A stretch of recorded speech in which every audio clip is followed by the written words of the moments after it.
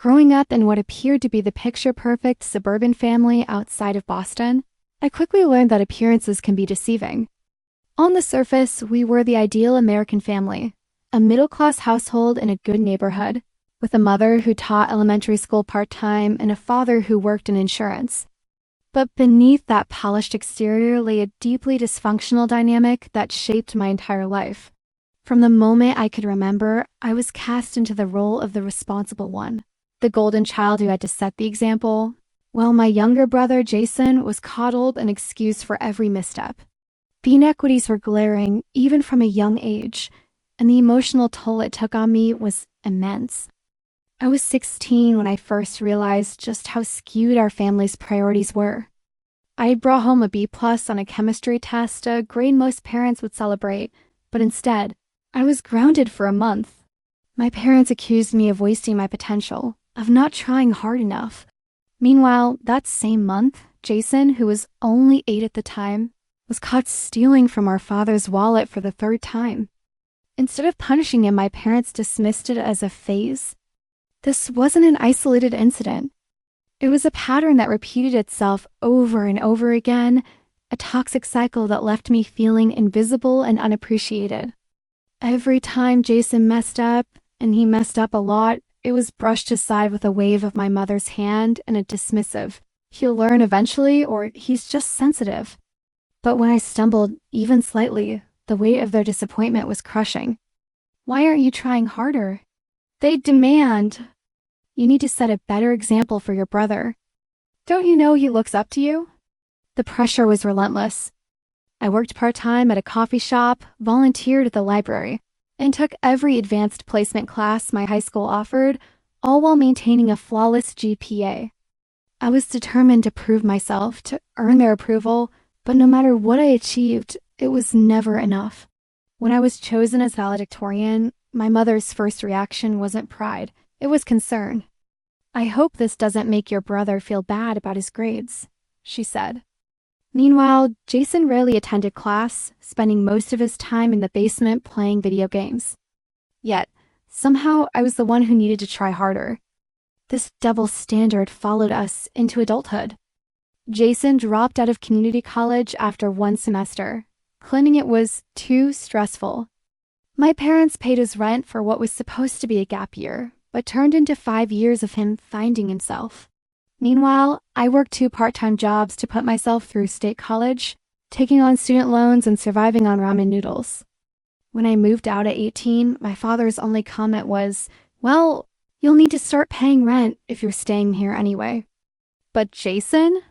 He lived at home until his mid-20s, job hopping and always finding an excuse for his failures. "The manager had it out for me," he'd say, or the company's toxic culture wasn't a good fit for my personality. He never took responsibility, and my parents never held him accountable. Instead, they enabled him, offering financial support and endless excuses. The emotional toll of this dynamic was exhausting.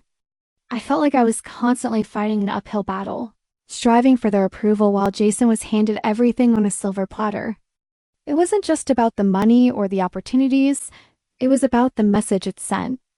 I was the afterthought, the one who had to earn every scrap of recognition, while Jason was their golden boy, their precious son who could do no wrong. And as much as I tried to rise above it, the resentment festered, a quiet storm brewing beneath the surface. Little did I know, this toxic family dynamic was only the beginning of a much larger, more explosive conflict that would push me to my breaking point. The cracks in our family's fragile facade finally shattered when Jason's reckless behavior spiraled out of control, dragging all of us into a financial and emotional nightmare. It started with a phone call from my mother, a rare occurrence that immediately set off alarm bells. My mother never called just to chat or check in. Her calls always had an agenda, and this one was no different. After a few awkward attempts at small talk asking about my job, my non-existent love life, and even my cat, which she didn't even know I had, she dropped the bombshell. Jason was in trouble. Again. But this time, it wasn't just another failed job or a minor debt. This time, he had managed to rack up a staggering $440,000 in debt, borrowing from what she described as very dubious individuals. These weren't your average credit card companies or student loan lenders. These were dangerous people, and they wanted their money back now. My mother's voice trembled as she pleaded with me to help. "You've done so well for yourself," she said, her tone dripping with guilt. "You've always been the strong one. Jason's not like you. He's sensitive. You know how he gets under pressure." Her words were like a knife twisting in my chest, a painful reminder of the role I'd been forced into my entire life, the responsible one, the fixer, the one who had to clean up Jason's messes. But this wasn't just another mess. This was a financial abyss, a sum of money that represented years of my hard work, sleepless nights, and sacrifices. It wasn't just a loan or a favor, it was my safety net, my future, and my peace of mind. For the first time in my life, I said no. The word felt foreign on my tongue, but it also felt liberating. I explained that I couldn't risk my financial stability for Jason's recklessness, that I had worked too hard to throw it all away. The moment the words left my mouth, the tone of the conversation shifted dramatically. My mother's pleading turned to rage, her voice cold and cutting. "You're being selfish," she snapped. "After everything we've done for you, this is how you repay us? You're abandoning your family when they need you most." Then came the guilt trip to end all guilt trips. "Do you want his blood on your hands? He borrowed from some nasty folks. What do you think will happen if you don't help?" The manipulation was blatant, almost comical in its absurdity, but it didn't make the situation any less painful. I ended the call, my hands shaking and my chest tight with a mix of anger and guilt. I knew I had made the right decision, but the weight of their expectations and the years of conditioning to always put family first lingered like a dark cloud.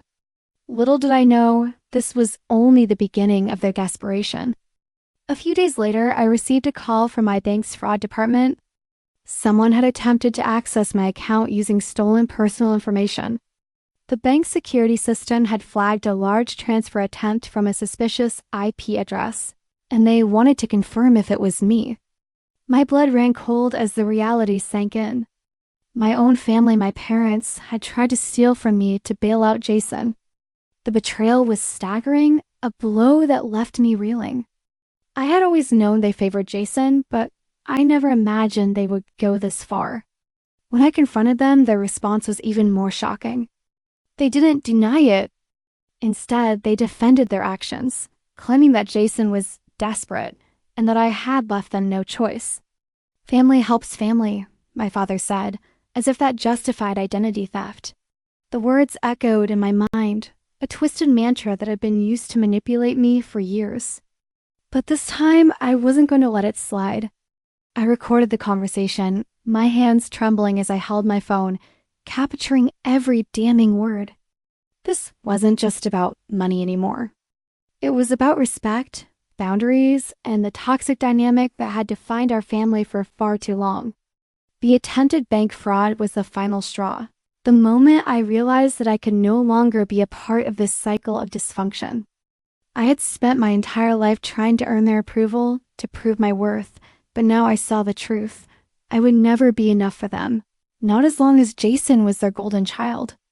And as much as it hurt, I knew I had to protect myself, even if it meant walking away from the family I had once longed to please.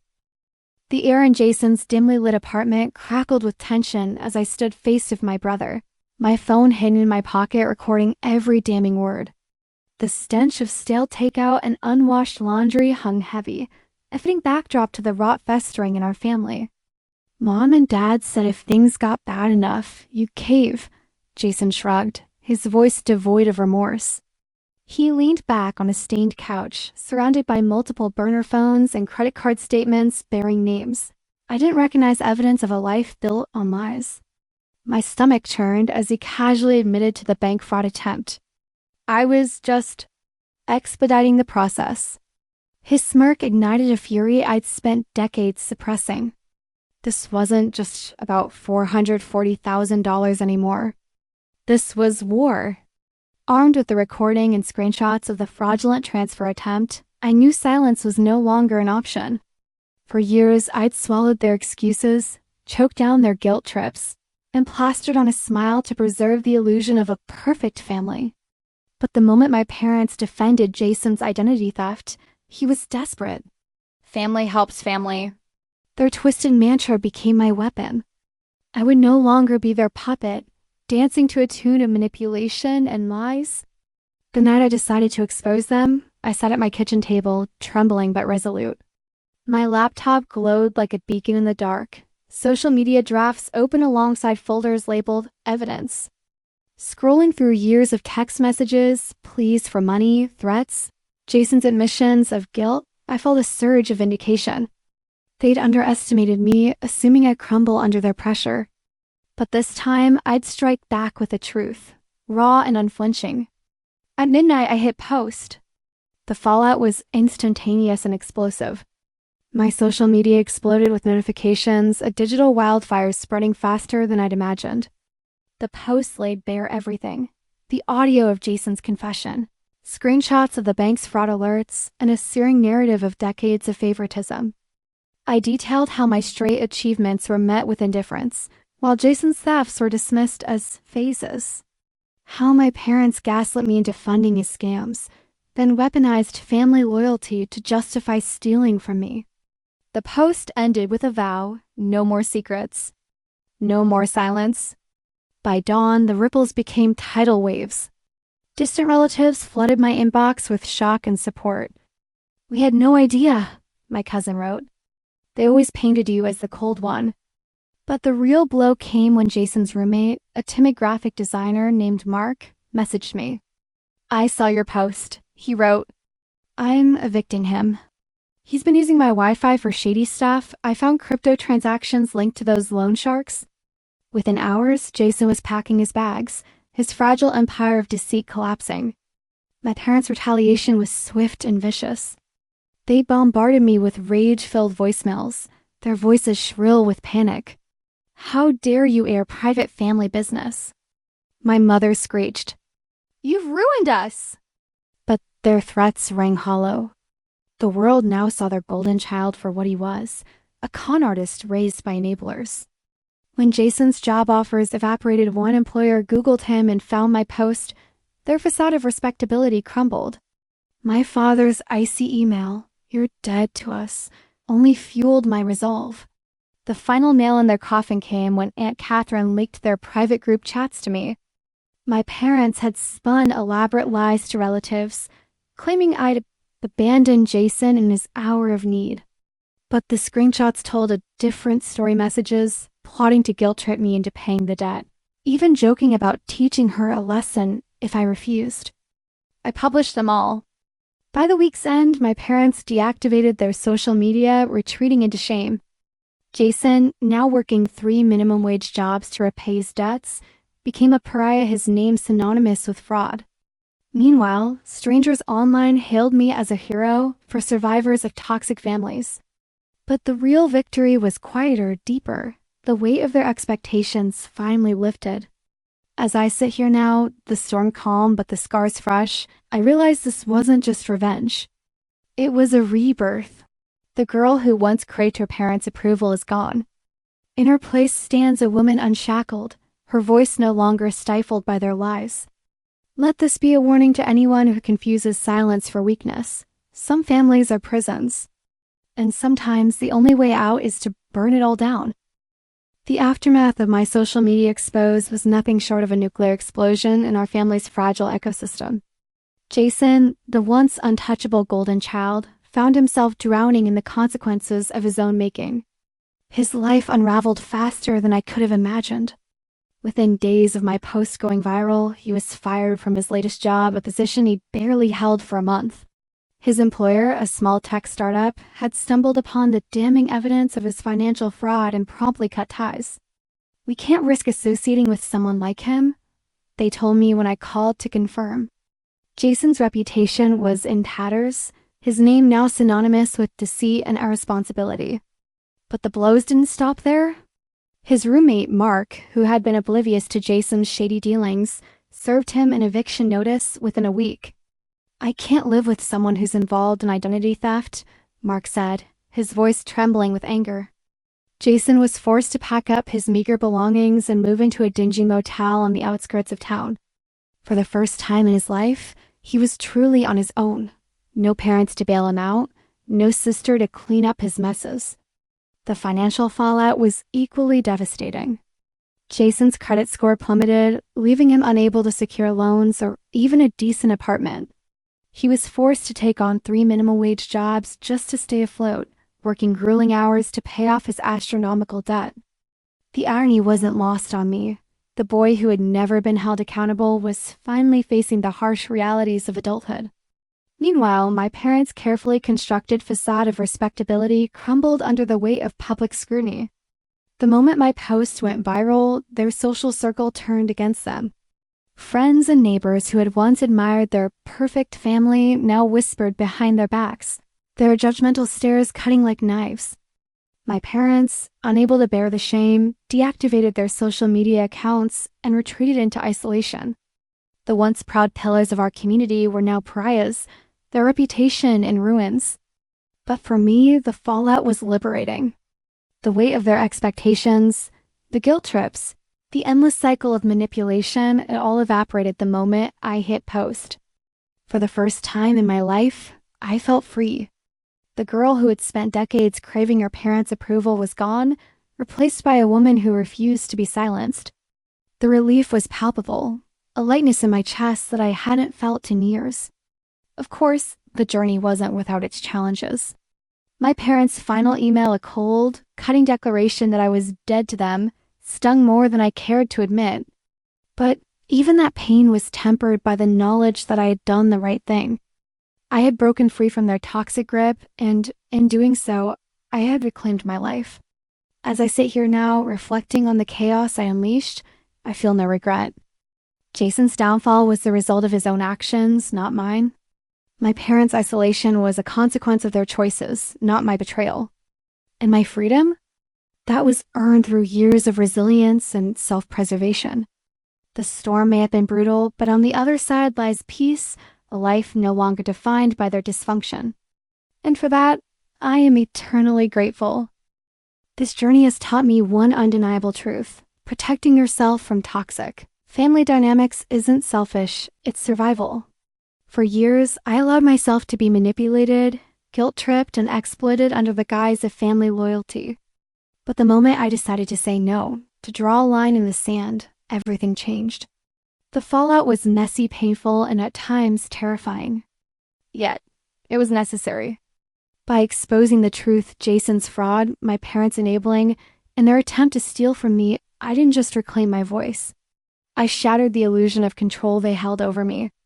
Social media became my courtroom, and the court of public opinion delivered a verdict far more powerful than any legal action could. My parents' shame wasn't born from a lawsuit, but from the raw, unfiltered truth laid bare for the world to see. Sometimes the most effective weapon against dysfunction isn't a lawyer, it's the courage to speak up. To anyone trapped in a similar cycle of manipulation, know this: you don't owe your family your silence or your suffering. Breaking free may feel like betrayal, but it's actually an act of self-preservation. The truth has a way of cutting through lies, and while the road to liberation is fraught with pain, the freedom on the other side is worth every scar. My story is proof that even the most entrenched toxicity can be dismantled one truth at a time.